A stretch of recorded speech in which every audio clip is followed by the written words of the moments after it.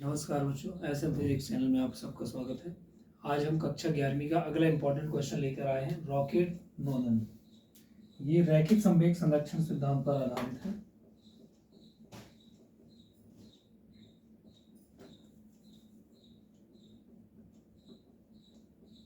Rocket propulsion.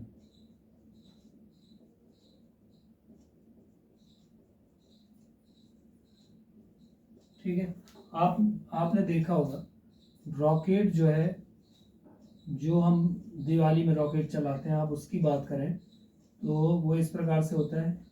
और उसके चलने का क्या सिद्धांत है, क्या उसमें थ्योरी लगती है, तो आप इस पे देखते होंगे कि ये जो इसमें भरा होता है बारूद इस बॉक्स पे, ठीक है, और इसको कस करके कई परतों में कागज से लपेटा जाता है और ये जो है बाहर जो है बारूद से लिपटी हुई बाती बाहर निकली होती है।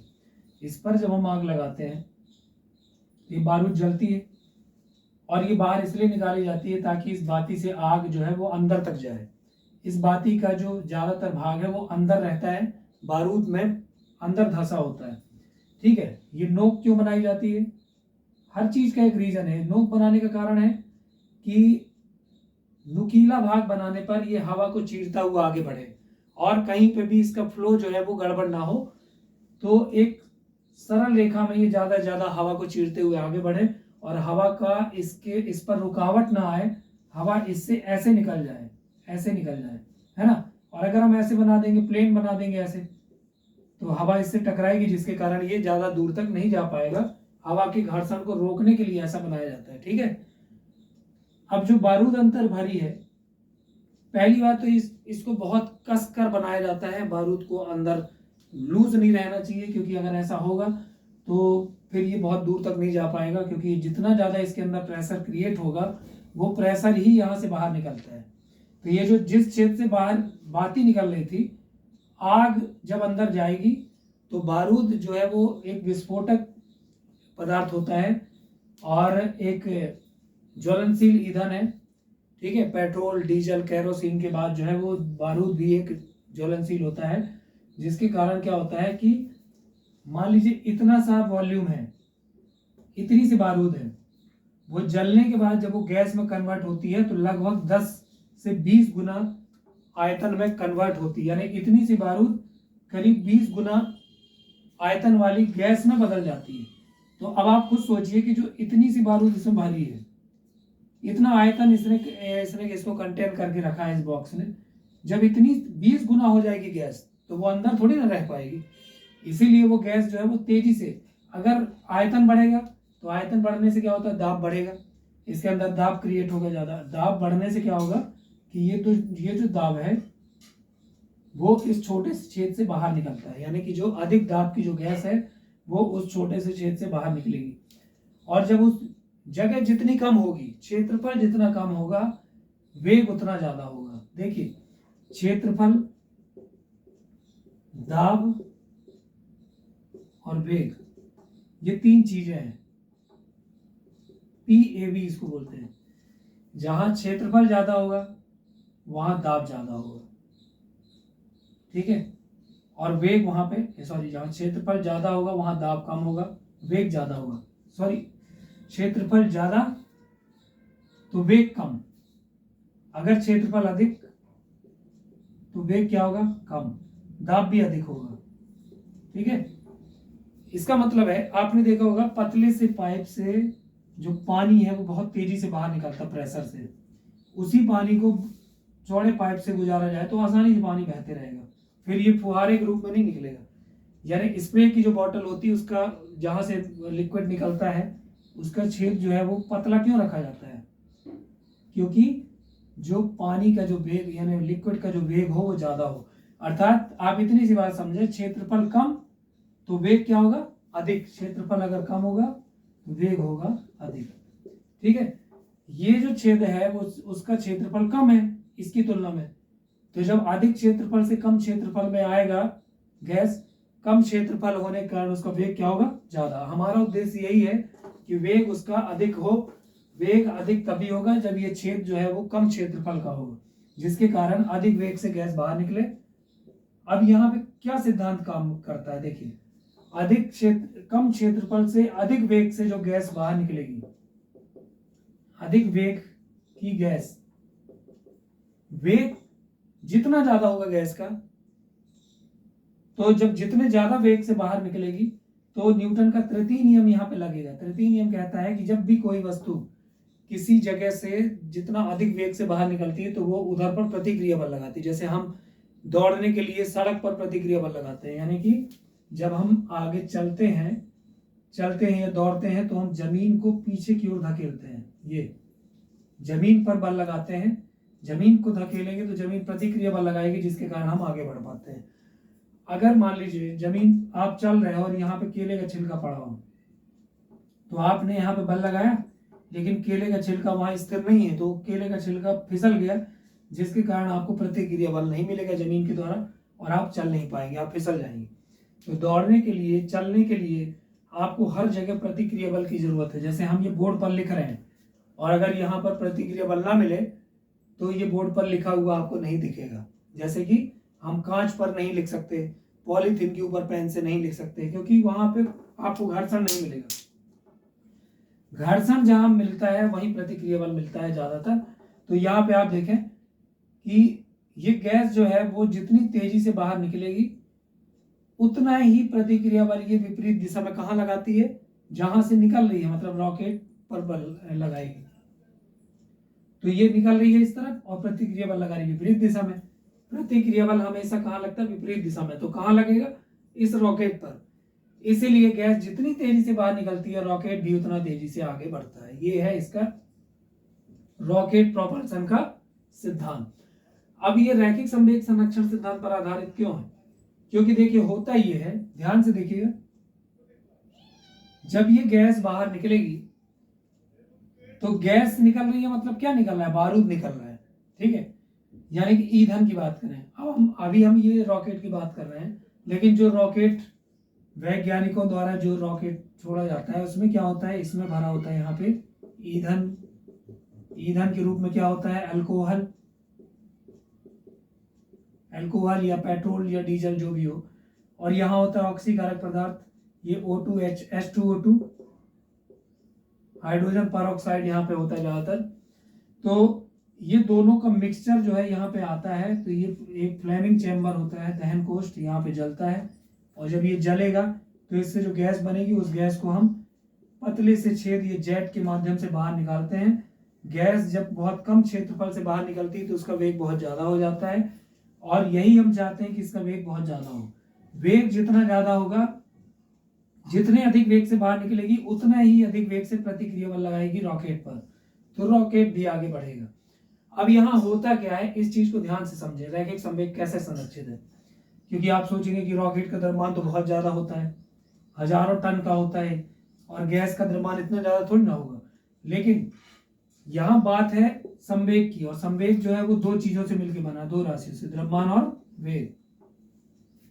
तो रॉकेट का द्रव्यमान जो है वो बहुत अधिक है, द्रव्यमान बहुत अधिक, तो वेग इसका थोड़ा कम होगा। यहाँ रॉकेट का द्रव्यमान बहुत ज्यादा है तो गैस का यहाँ पे वेग बहुत ज्यादा है, वेग बहुत अधिक होगा ना इसका। गैस का द्रव्यमान तो ज्यादा हो नहीं सकता, तो इसका वेग बहुत अधिक है, और यहाँ पे द्रव्यमान बहुत अधिक है रॉकेट का। तो दोनों में एक बैलेंस बन गया कि एक में द्रव्यमान बहुत ज्यादा है, एक में वेग बहुत ज्यादा है, तो इसका जो है आगे की ओर संवेग और इसका पीछे की ओर संवेग, ये दोनों बराबर होते हैं। संवेग संरक्षित का मतलब ये है कि संवेग दो चीजों से बना है, तो एक में द्रव्यमान बहुत ज्यादा है, एक में वेग बहुत ज्यादा है, तो एक कुल मिलाकर के दोनों का संवेग बराबर हो जाता है। अब देखिए, इसका जो ईंधन है वो जलकर बाहर निकल रहा है गैस के रूप में। जितना ज्यादा ईंधन गैस के रूप में बाहर निकलेगा, रॉकेट खाली होता जाएगा, ईंधन बाहर निकलने से खाली होगा ना, खाली होगा तो हल्का होगा, हल्का होगा तो उतना ही इसका वेग बढ़ते जाएगा। यानी जितना गैस बाहर निकलती जाएगी रॉकेट हल्का होता जाएगा, उसका वेग बढ़ते जाएगा, और इस प्रकार से रॉकेट का इस जो वेग है वो लगातार बढ़ेगा। ठीक है, अब हम इसको प्रूव कर देते हैं।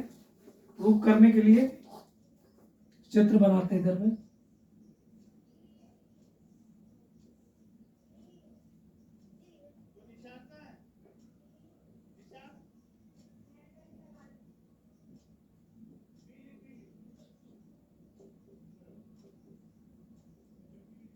यहाँ होता है ईंधन और यहाँ ऑक्सीकारक पदार्थ।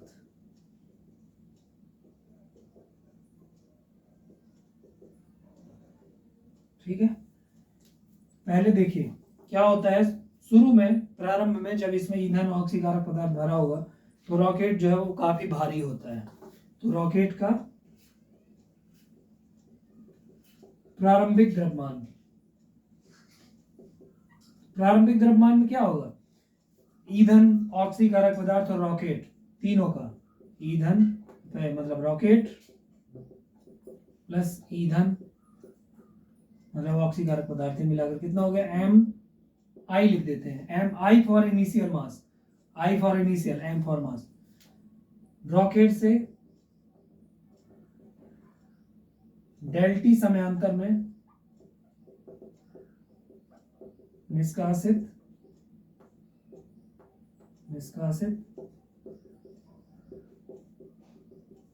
गैस का द्रव्यमान,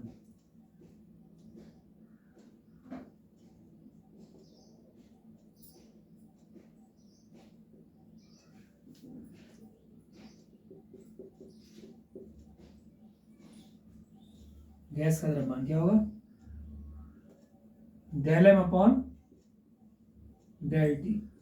डेल एम द्रव्यमान की गैस निकल रही है ना, गैस का द्रव्यमान कितना डेल एम है, तो डेल टी समांतर में तो ये हो जाएगा। इसलिए टी सेकेंड में, टी क्या है, एक पर्टिकुलर टाइम है कि मान लो हमने माना कि 1 घंटा लगेगा इसको पूरा खाली होने में, तो टी सेकेंड में निष्कासित गैस का द्रव्यमान, देखो 1 सेकेंड में निकलने का रेट क्या है, इतने रेट से बाहर निकल रही del M upon del T. तो टी सेकेंड में जब निकालेंगे मतलब टी मतलब 1 घंटा, 1 सेकेंड में del M upon del T, तो 1 घंटे में कितना होगा, del M upon del T में टी का यानी 1 घंटे का गुणा करेंगे यानी 3600 सेकेंड का। तो 1 सेकेंड में इतना, तो 3600 सेकेंड में कितना होगा उसका गुणा करना पड़ेगा। तो क्या लिखेंगे, del M upon del T into t का मल्टीप्लाई करेंगे तो पता चलेगा कि इतना द्रव्यमान निकल गया। अतः टी सेकेंड के बाद, अब मान लीजिए कि 1 घंटे में पूरा रॉकेट जो है वो गैस बाहर निकल गई, खत्म हो गया, तो टी सेकेंड के बाद जो है वो पूरा क्या निकल जाएगा, रॉकेट से ईंधन ऑक्सीकारक पदार्थ निकल जाएगा, तो बचेगा क्या, केवल रॉकेट का द्रव्यमान। टी सेकेंड पश्चात रॉकेट का द्रव्यमान क्या हो जाएगा, इसको मान लेते हैं M, M equal to initial mass से घटा देंगे इसको टी सेकेंड में निकले हुए द्रव्यमान को, तो del M upon del T into t, equation 1 दे देते हैं। समझ में आ रही बात। प्रारंभिक द्रव्यमान ये है जब उससे गैस बाहर नहीं निकल रही थी, वो एम आई है इनिशियल मास, और मान लीजिए गैस का द्रव्यमान डेल एम है, तो 1 सेकेंड डेल टी समयांतर में कितनी गैस निकलेगी, del M upon del t, यानी प्रति सेकेंड इतनी गैस बाहर निकल रही है। तो टी सेकेंड एक पर्टिकुलर टाइम है, उसमें कितनी गैस बाहर निकल जाएगी, तो टी का मल्टीप्लाई कर देंगे। अब टी सेकेंड के बाद कितना बचेगा द्रव्यमान, तो मान लो टी सेकेंड में पूरे खाली हो गए, तो क्या बचेगा, प्रारंभिक में से इसको घटा देंगे तो बचेगा केवल क्या, अगर पूरा खाली हो गया तो केवल रॉकेट का द्रव्यमान बचेगा खाली, यानी केवल रॉकेट का द्रव्यमान। तो ये लिख दिया हमने। अब हम लिखते हैं यदि डेल एम द्रव्यमान की गैस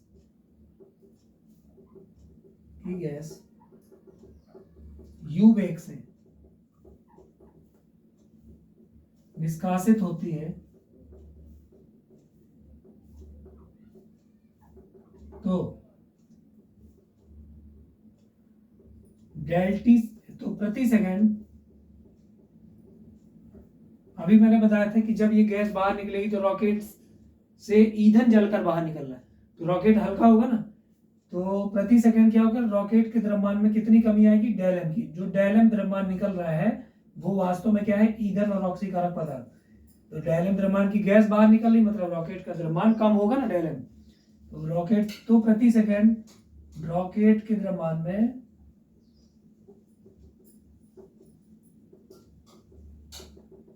डेल एम की कमी आती है तथा देखो द्रव्यमान इसका घटेगा क्योंकि गैस बाहर निकल रही है ईंधन के रूप में, तो द्रव्यमान घट रहा है, डेल एम की कमी आएगी प्रति सेकंड। लेकिन हल्का होने से उसका वेग बढ़ेगा, तो यानी वेग में वृद्धि होगी। देखो रॉकेट का द्रव्यमान स्थिर नहीं है, लगातार घट रहा है। कितना घट रहा है? Del M. और वेग भी स्थिर नहीं है, लगातार बढ़ रहा है। कितना बढ़ रहा है? Del we. तो डेल एम की कमी आएगी द्रव्यमान में, और द्रव्यमान की कमी आने से वो हल्का होगा, तो इसलिए वेग में वृद्धि होगी, तथा रॉकेट के वेग में डेल वी की वृद्धि होगी।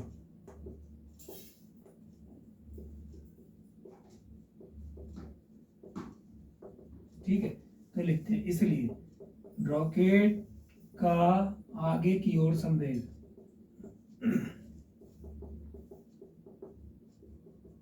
संवेग P1 इक्वल टू क्या होगा? रॉकेट का द्रव्यमान m माइनस, अब ये जो m है वो स्थायी नहीं है, वो लगातार घटता हुआ, कितना घट रहा है? Del m। अब अगर हम इक्वेशन 1 से मान रख दें m की जगह पूरा, m की जगह पूरा आएगा, यहाँ रख दो, तो एम आई minus del M upon del T into T और माइनस डेल एम और इंटू डेल वी। तो ये घटता हुआ द्रव्यमान और ये बढ़ता हुआ वेग, तो द्रव्यमान गुणित वेग हो जाएगा संवेग, द्रव्यमान गुणित वेग। अब लिखते हैं गैस का संवेग, गैस का पीछे की ओर संवेग, गैस का द्रव्यमान डेल एम और वेग यू। रैखिक संवेग संरक्षण का नियम लगा देंगे, रैखिक संवेग संरक्षण नियम से।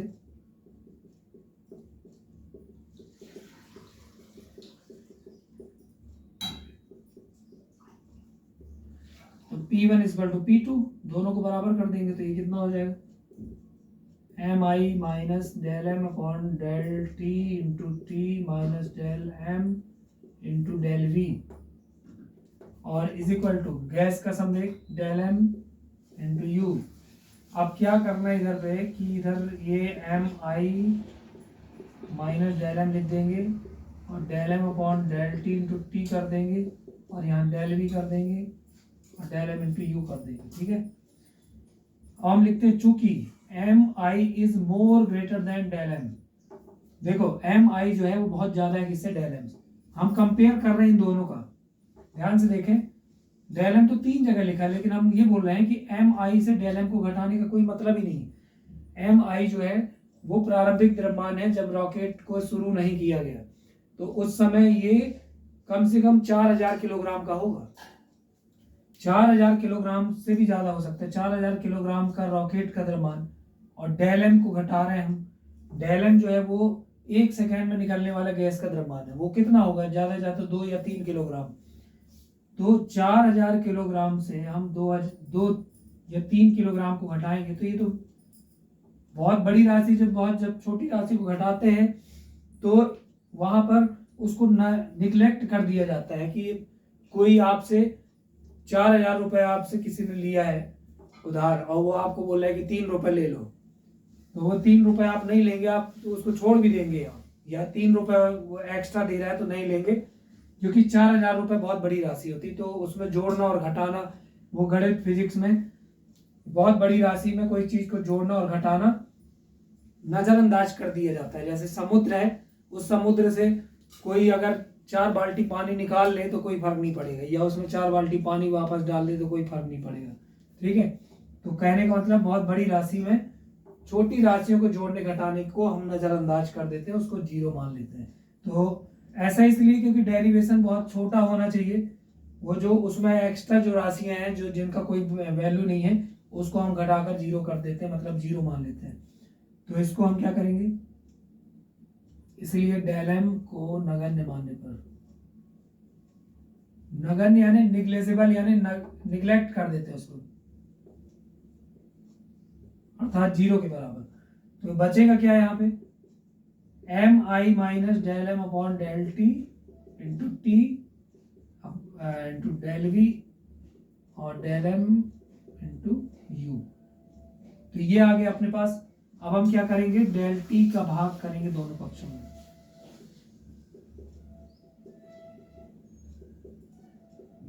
भाग देंगे तो क्या आएगा? एम आई minus del M upon del T into t, del v बटे डेल टी हो जाएगा, और यहाँ del M upon del T into u हो जाएगा। ठीक है, ये आपको मालूम है कि लेकिन डेल वी बटे डेल टी क्या होता है, वेग में परिवर्तन बटे समय में यानी कि त्वरण। तो ये आ जाएगा ए, यहाँ पे लिख देता हूँ मैं, यहाँ पे आ जाएगा del v upon del t, और ये जो पूरा ब्रैकेट में लिखा है इसको बटे में ले जाओ, इसके del M upon del T के बटे में ले गए एम आई minus del M upon del T into T, ये जो है ये क्या होता है, त्वरण। तो ये हो गया रॉकेट के त्वरण का व्यंजक, यही आता है एग्जाम में, रॉकेट के त्वरण का व्यंजक ज्ञात करने के लिए। तो ये आ गया, ठीक है। इसमें माइनस जी भी लिख दिया जाता है क्योंकि हम ये मानते हैं कि ये जो त्वरण है उसमें हम जी को हम निगलेक्ट कर रहे हैं, उसको हम कैलकुलेट नहीं कर रहे हैं। अगर कैलकुलेट करेंगे तो माइनस जी को, मतलब जी को माइनस करना पड़ेगा, क्योंकि त्वरण जब रॉकेट ऊपर जाएगा तो त्वरण भी तो नीचे लग रहा है ना, गुरुत्वीय त्वरण। तो ये हो गया रॉकेट के त्वरण का व्यंजक, ठीक है। तो इसको आप प्रैक्टिस करें वीडियो देख करके, कोई अगर क्वेश्चन हो तो आप कमेंट करके बता सकते हैं। एक क्वेश्चन मैं पूछता हूँ कि आप इसमें से ये बताएं कि प्रणोद बल क्या होगा, इसमें इस डेरिवेशन में प्रणोद बल क्या होगा। आप बल का फॉर्मूला लगा करके इसको निकाल सकते हैं, प्रणोद बल क्या होगा। एक्सेलरेशन आपको दिया है, प्रणोद बल निकाल कर बताएं, और क्या है डेफिनेशन कमेंट करके बताएं, ठीक है। मिलते हैं अगले वीडियो में। अगला जो हम डेरिवेशन लेंगे वो इसी अध्याय का एक क्वेश्चन है, फ्रिक्शन से संबंधित, घर्षण बल से संबंधित, घर्षण कोण और विराम कोण, ठीक है। तो सब्सक्राइब करें और शेयर करें। अगर आपको वीडियो अच्छे लगते हैं तो आप कमेंट करके बताएं, या कुछ सजेशन है तो आप कमेंट करके बताएं। Thank you.